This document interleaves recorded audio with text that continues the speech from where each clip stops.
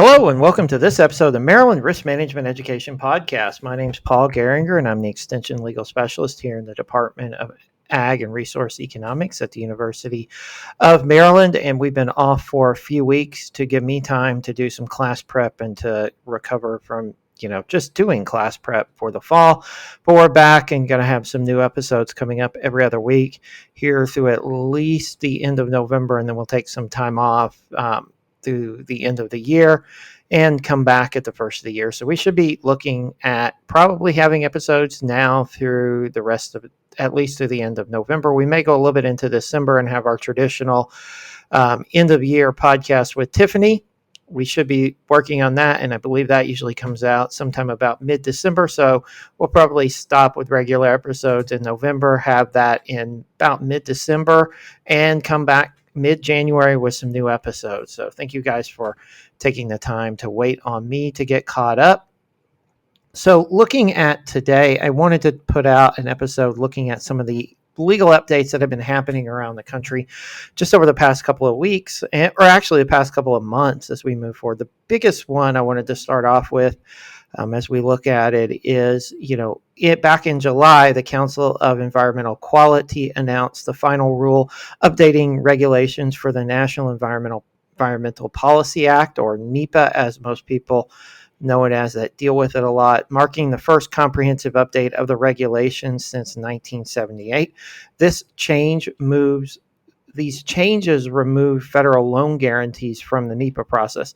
This change includes these federal loan guarantees that are granted by USDA's Farm Service Agency, or FSA, and they're utilized by many producers, and these rules will go into effect this week on September 14, 2020.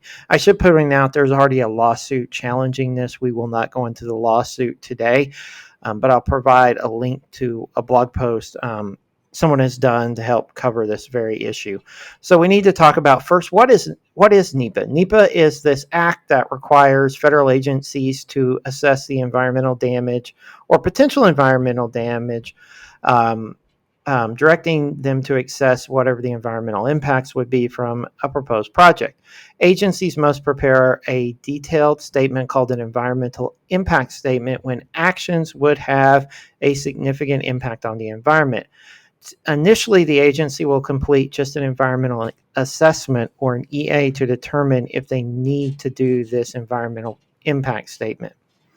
Before this final rule goes into effect, the one we're talking about, these changes that the Council of Environmental Quality have come up with, FSA and the Small Business Administration were required to complete these NEA at least on all actions involving federal loan guarantees. An EA then within the scope must show the need for the proposed action, such as in most of the cases they were almost always involving CAFOs, so a proposed poultry house, alternatives to the project, environmental impacts of the proposed project, and other options, and list all agencies and persons consulted.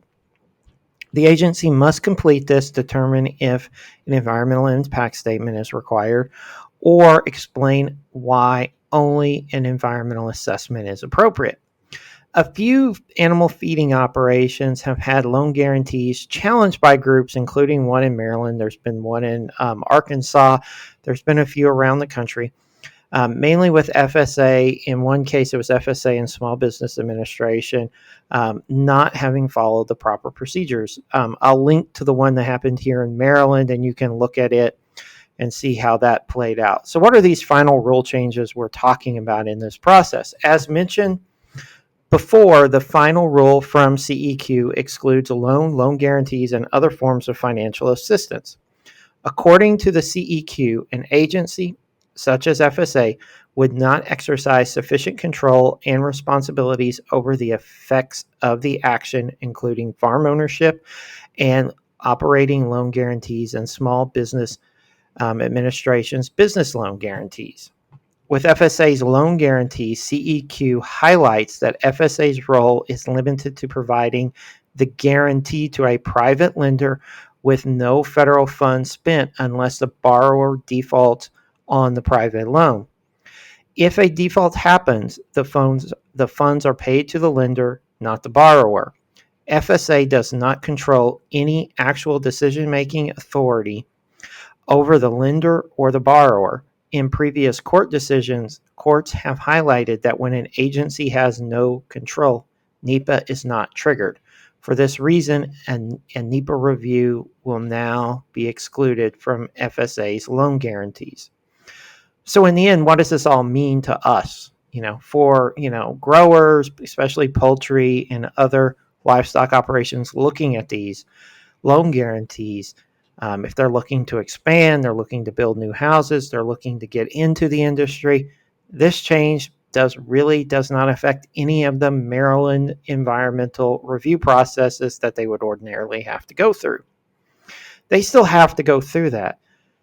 The move will be if the grower's lender requires a loan guarantee from FSA, which probably is going to be the case that one's going to be required.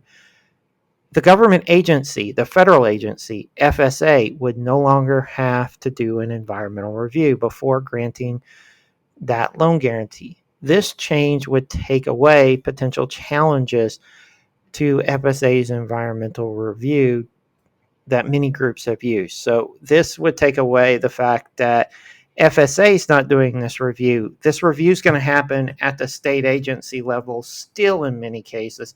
FSA is just going to be making a loan guarantee. As I said before, this rule goes into effect on September 14th. This podcast will come out on September 16th. So we've already been in the new rule for 2 days at this point. As I mentioned before, there's a challenge going on to this rule. We'll wait to see how that plays out in court. But for now, this rule and these changes will take place. I'll link to the final rule as well. There's a lot of things going on in the final rule. You can see what the impacts are outside of just these small ones I'm talking about to agriculture and look at what some of the other changes would be. But for that, if you have any questions, please let me know by emailing me at lgoering@umd.edu. You can send me a message on Twitter. You can find me on Instagram. I'm all at AgLawPaul. I look forward to hearing any questions. If you have thoughts for topics we should be covering on this podcast, please let me know. And again, thank you for listening and enjoy the rest of your day.